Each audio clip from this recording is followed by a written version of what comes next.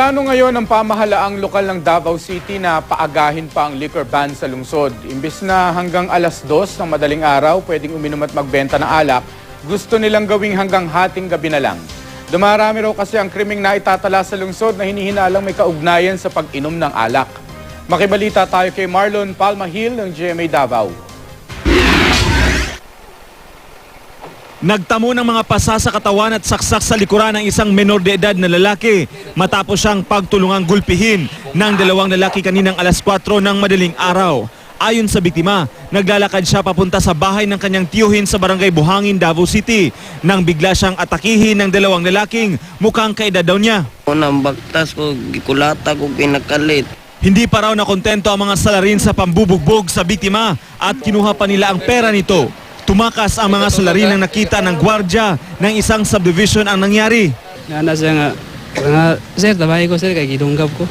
Ang mga krimeng tulad nito, ang target daw ng mapuksa ng ipinatutupad na liquor ban ordinance sa Davao City. Sa ilalim nito, hanggang alas 2 lang ng madaling araw pwedeng uminom at magbenta ng alak sa lungsod.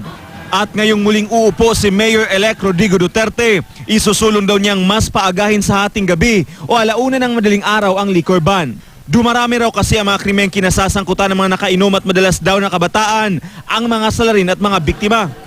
I have this sacred obligation to take care of the young people of Davao City. Someday, pag matanda na sila, maintindihan nila ako. May mga pabor sa panukala. Ako is pabor ko na himuon siya og hangtod midnight na lang, no? Kay nakita na to karon masing asa, masing sa Mua, sa Turil or anywhere in Davao City. Ang mga kabataan na to gainom hangtod kadlawon. Pero meron ding tutol. I think this has got to be thoroughly discussed. Pag-usapan yun siya kay nga naman ang negosyante, they want more hours. Say ang customer kanang mga midnight mao pala pagsugod nila kanang ay pag oo. Marlon Pamahil, Nagbabalita, Pilipinas.